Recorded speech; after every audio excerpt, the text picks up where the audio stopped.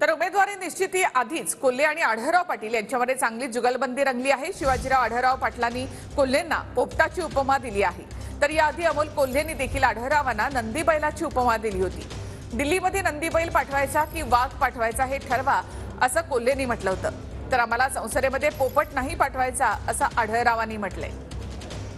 निवडणूक समोर येत असतात मोठमोठे नेते येतात, नेते प्रत्येक जण कौतुक करतात, महायुतीचं कौतुक करतो, दिल्लीतल्या सरकारचं कौतुक करतं।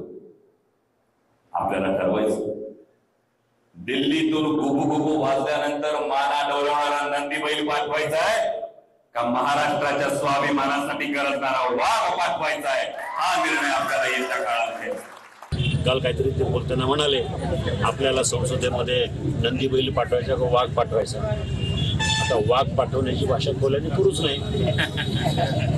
ते इतर म्हणेल आम्हाला संसदेमध्ये पोपट नाही पाठवायचे, विकास कामं करणारच माणूस पाठवायचं।